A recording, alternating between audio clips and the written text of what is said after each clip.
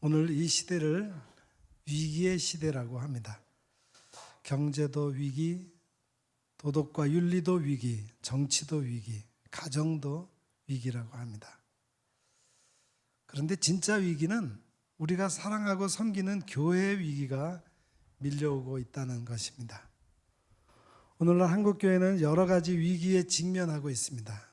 코로나 이후 침체된 예배 현장, 미래 교회를 이끌어갈 다음 세대들의 감소 현상, 정치 이데올로기에 따른 좌우 대립과 갈등의 양상, 세속주의적 가치관과 물질주의, 기후 환경의 위기, 도덕성을 상실한 기독교 이단 및 사이비 집단들의 여러 형태들, 이와 같은 문제들은 교회의 사회적 신뢰를 추락시키고 부정적인 이미지를 만들어내고 있습니다.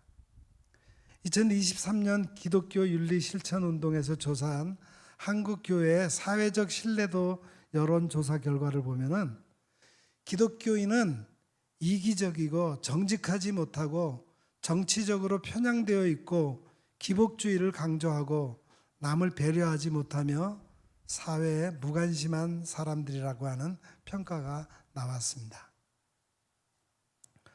오늘날 한국교회 상황은 여전히 많은 교회에서 매주 하나님의 말씀이 동시다발적으로 선포되고 있으며 미디어의 발달로 교인들은 원하는 설교를 마음껏 접할 수 있게 되었습니다. 이렇게 수많은 설교가 유통되고 있음에도 기독교인의 모습은 성경에 기록된 예수 그리스도의 삶과 죽음, 선포하신 복음과는 차이를 보이고 있습니다. 일찍이 종교개혁자 깔뱅은 하나님을 인식하는 것은 오직 성령에 의해서만 가능하다라고 했고, 신학자 칼 바르트도 오직 성령을 통해서만 하나님을 인식할 수 있다라고 말했습니다. 성령이 없이는 예수 그리스도를 온전히 알 수 없고 하나님도 온전히 알 수 없으며 따라서 참된 믿음을 가질 수 없다는 것입니다.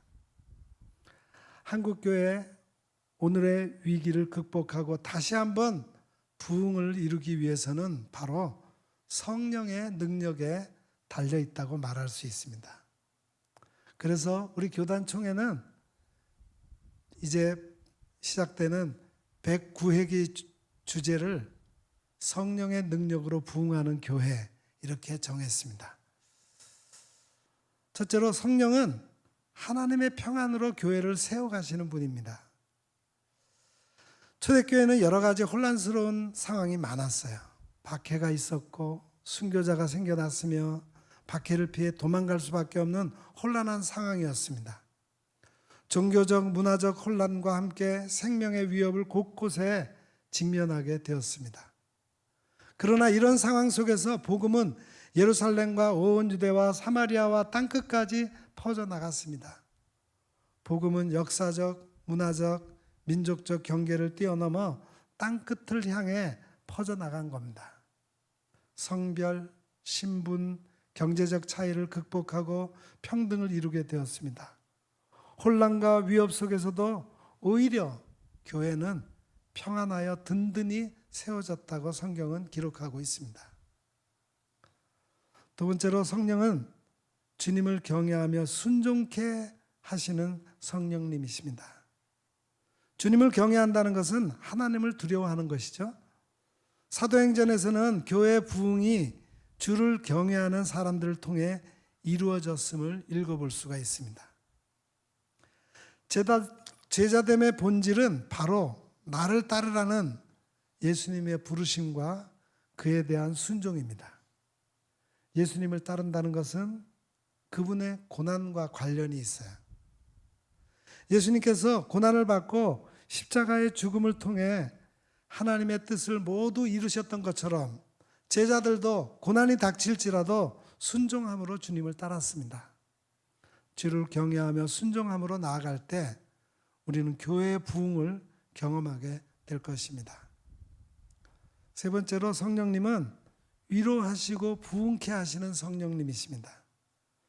예루살렘 교회에 대한 핍박 이후에 유대와 갈릴리와 사마리아로 흩어진 교회는 주를 경외하는 가운데 보혜사 성령의 위로로 부흥을 이루게 됩니다.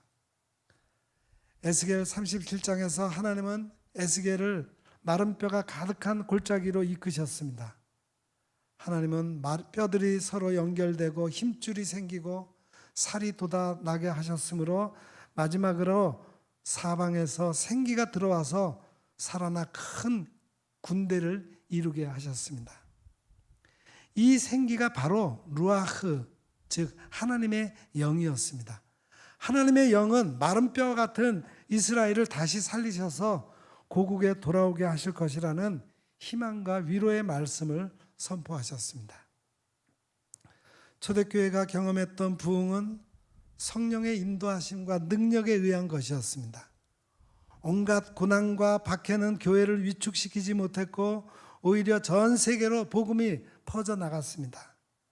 성령의 능력으로 인해 초대교회가 직면했던 고난과 시련은 평안과 든든히 세워져 감으로 바뀌어 갔으며 복음이 전해지는 곳마다 주를 경외하는 역사가 나타났습니다. 하나님은 혼란 속에서도 성령을 통해 평안을 주시며 교회를 부흥케 하십니다. 우리는 기도를 통해 성령의 능력을 덧입을 수 있습니다. 예수님이 세례를 받으시고 기도하실 때 그에게 성령이 임하셨고 초대교회 성도들도 기도를 마치자 모두 성령의 충만함을 입었습니다.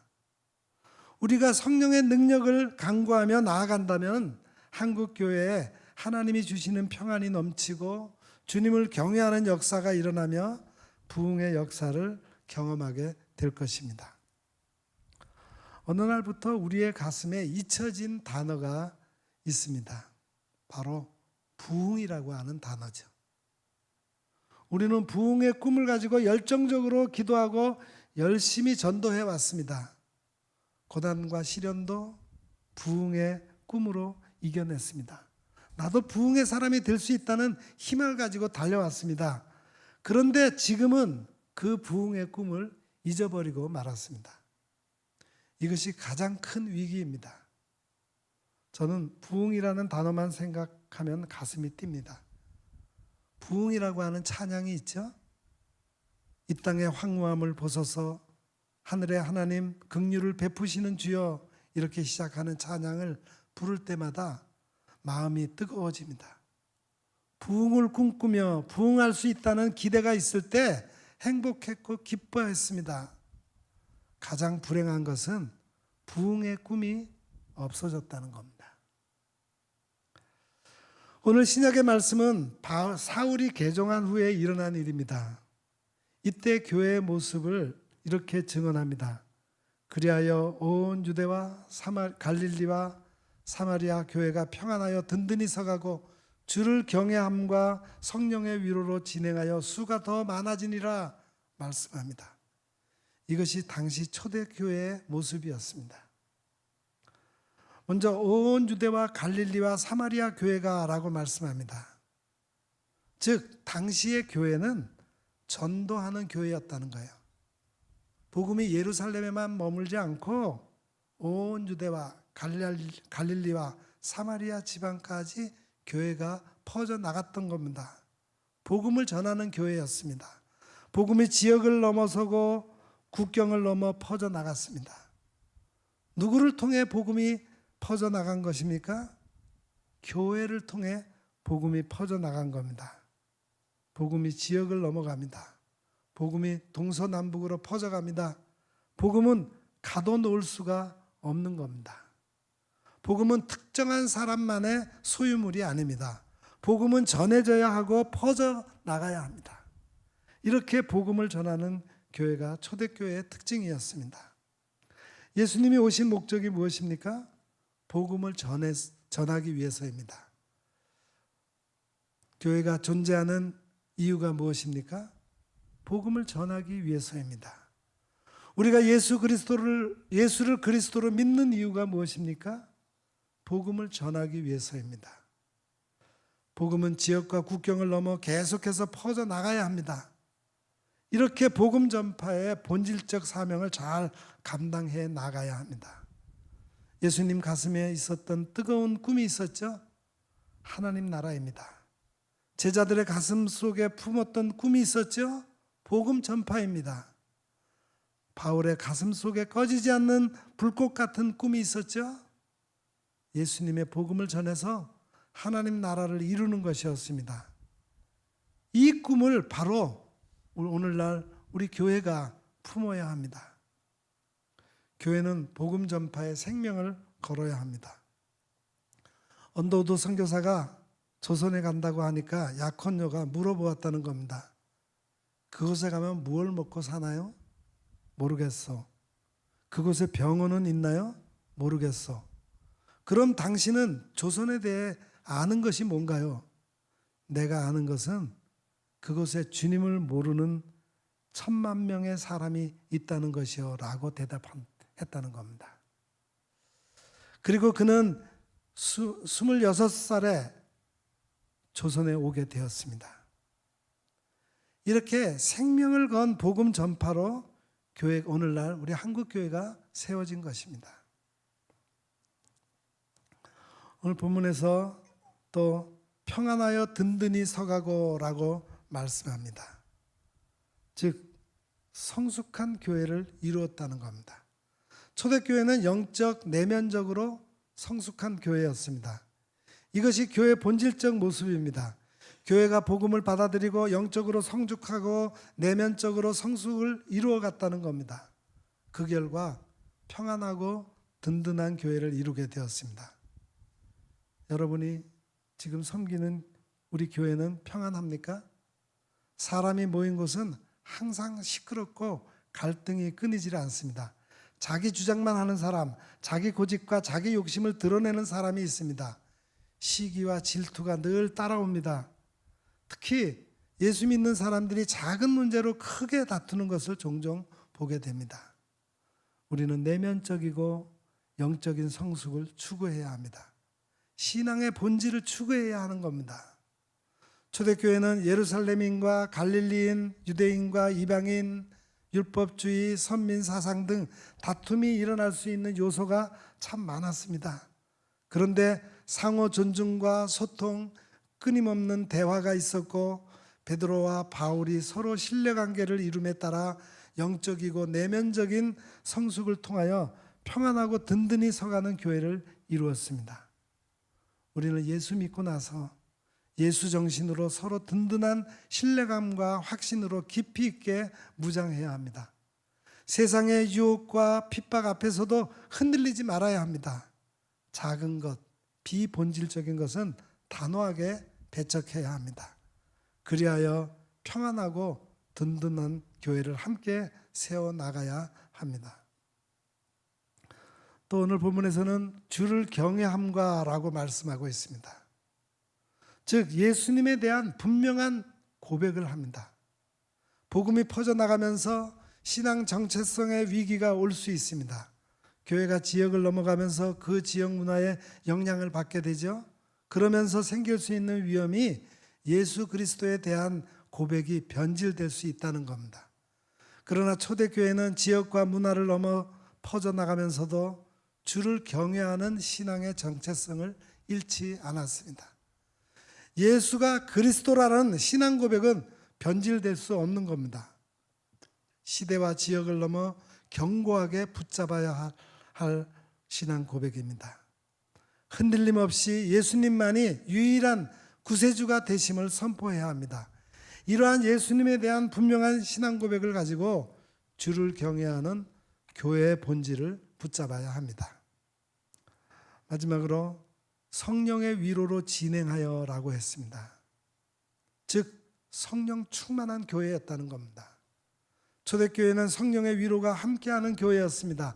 성령께서 주도권을 잡으시고 이끌어가는 그런 교회였습니다. 초대교회는 성령이 충만한 교회였습니다. 주님의 명령에 전적으로 순종하는 교회였습니다. 성령의 능력을 경험하고 나니 불가능한 것이 없습니다. 성령의 능력이 이끌어가는 교회였다는 겁니다. 성령 충만해서 교회의 예배와 봉사를 철저하게 마음 바쳐 최선을 다한 겁니다. 그 결과 어떻게 됐습니까? 수가 더 많아지니라. 부흥하는 교회가 되었다는 겁니다. 우리 교단총회는 제109회기 총회 주제를 성령의 능력으로 부흥하는 교회로 정했습니다.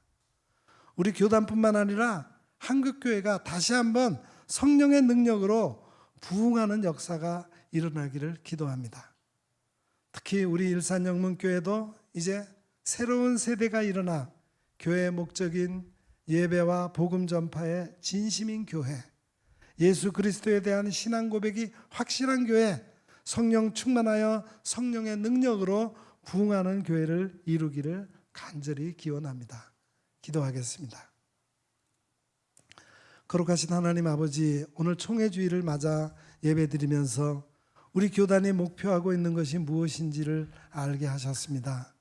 위기를 맞이한 우리 한국교회가 다시 한번 신앙의 본질을 회복하여 성령의 능력으로 부흥하는 교회를 이루게 하옵소서.